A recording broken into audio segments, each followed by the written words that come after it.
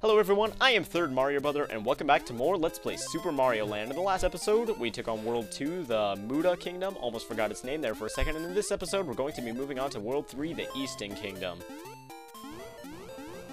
There's something I haven't critiqued or mentioned at all yet in this game is the music, which for the lack of instruments that was available on the Game Boy, that was also a weird way to word that sentence, but for the few instruments that were available on the Game Boy, with its very, very limited sound capabilities, I really love the music in this game. Literally every song in this game can get stuck in my head, whether it's the randomly can Starman theme, or the main theme from Birabuto Kingdom, and that guy just bounced on an invisible platform apparently.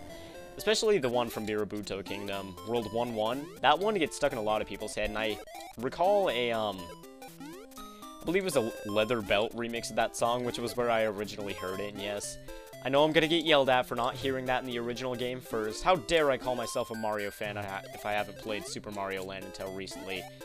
Anyway, hello man, you were charging at me quite crazily. But yeah, I love all the music in this game. Every single song has gotten stuck in my head at least once during my lifetime. And I especially love the theme for World 2 too. I didn't point it out while we were there because I was too busy talking about other random crap, probably stuff I was just rambling on about. But I really love the theme for that world. Go ahead and go check it out if you haven't seen the other video already and you don't remember what it sounds like.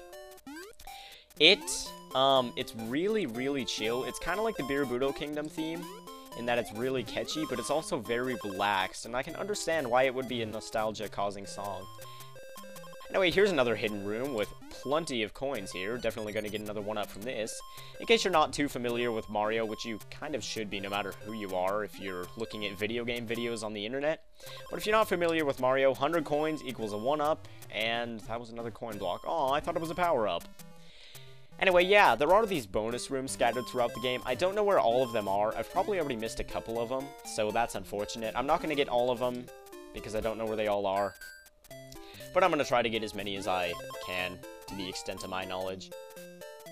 But you know, even if I do miss some, that's okay, because right now we're taking a very relaxing ride on a 4-ton boulder that has the ability to easily impale and crush our skulls with the slightest touch. And we're just going to sit back, relax, stand on this deadly boulder that if you touch its side you will die.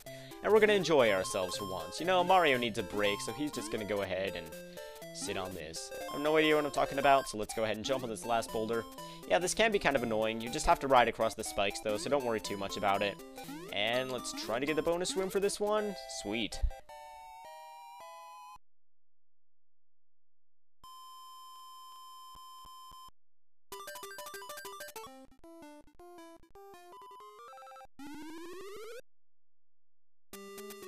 Alright, here we are, World 3-2, and we're underground in a sort of cavey place, and there's that waterfall off to the left of us. There's nothing off to the left of the start of this level anyway. I don't think I've ever checked any of the other levels, but I don't know if that's something worth looking into or not. Is there anything in this block? Probably not. This game is really good at taunting you with a lot of coins and, like, no power-ups.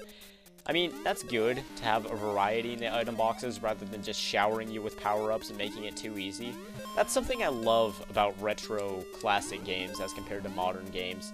Modern games are really, really hand-holdy. Like, if you look at something like Super Mario Galaxy, you start out with 3 hits, right? But everything only does 1 damage to you. So you get a minimum of 2 times to get hit, and then on the 3rd hit, you're out.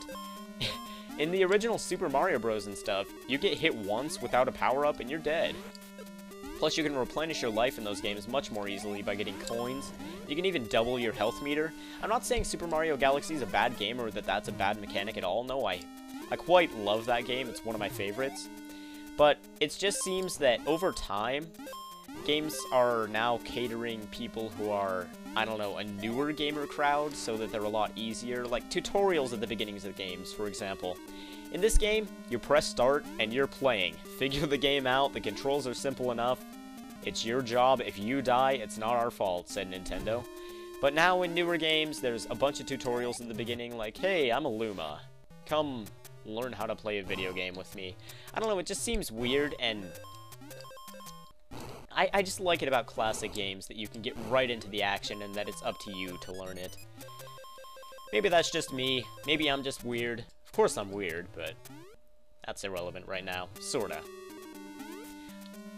Another thing I like about classic games, this is just kind of a very small gripe about modern games that really has nothing to do with anything, and it doesn't hinder my enjoyment at all. I just like complaining about random things. But at the beginning of this game, there was a start screen. That was it. You press start, it gave credit to Nintendo. You don't have to go through 10 minutes of cutscenes or a bunch of credit screens to get playing. You just start playing.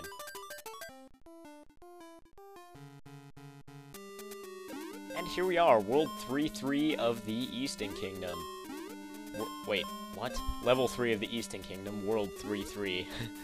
That was a little bit redundant, that first thing I said there, but let's go ahead and do this. I believe I can't hear the music right now, so sorry if I've been jumping into pits a lot. That's my daily chore, and I have to do it. Even if you guys don't like it, I have to do it, or else my head will explode, and I'll experience severe hemorrhaging underneath my fingernails. It's not very pleasant. But, yeah, I believe it's in this world that the cave theme is playing outside. My speakers are off, so excuse me if I'm wrong in saying this, but the cave theme is playing outside, and that's always been kind of weird to me. It just doesn't really fit outside. Maybe it's because of the atmosphere that's created by having a white background. It sucks that the Game Boy had color limitations, so they couldn't show any, like, nighttime scenarios or anything, but, you know, you gotta work with what you have. It just feels weird to me, having an atmosphere like this and such a dark, moody song that still somehow manages to get itself stuck in my head. Anyway, let's get out of this bonus room and continue on with progress on the level. And I haven't mentioned it yet, but here's a weird thing that is a lot different from any other Mario game. Koopas explode. Yep. And I know they're not Koopas, they're entirely different creatures, different species from a different kingdom, so it makes sense. But it might come as a surprise to people who don't know that they're different creatures. A lot of people say, why do the Koopas explode in this game? It doesn't make any sense. And I go, well, Johnny, go to the library and pick up your favorite book to read that isn't Clifford the Big Red Dog, because it says, in some historians' textbooks, that is not a Koopa. Although that is a blatant lie, so I just told Johnny a lie, and he's going to become a very ignorant person as a result as I jump into spikes. Why am I being so random today? I don't know. That invisible block that I just hit, oftentimes I'll try to jump on the platform, on the upper platform from the lower platform, and I'll hit my head on that and just fall into the pit. And it seems like something out of a Kaizo game. I don't think that was, like, the best design choice in the world, nor is running directly into that crazy enemy right there. But I don't know, it just seems a little bit unfair in some instances. Yeah, try to get down here. If you're small Mario, you have a little bit of an advantage here, because the sides won't push you off. And kill this guy. Now this enemy, that one that runs, that always caught me off guard during my practice runs. It's probably just me, but he's just, when he comes in from off screen, like the right side of the screen, just charging at you like, oh, I'm coming to get you. Nothing's gonna stop me. I don't know, it's just really, really difficult to dodge. Anyway, go ahead and dodge this guy, the boss of World 3-3 that I didn't even mention, and get to watch the same cutscene for the third time now. Oh boy, I wonder what's gonna happen during it.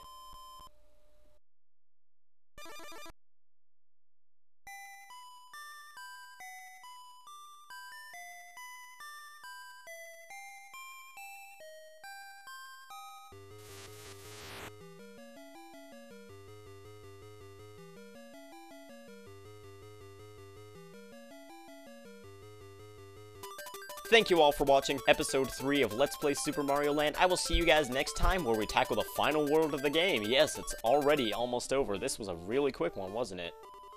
See you guys then.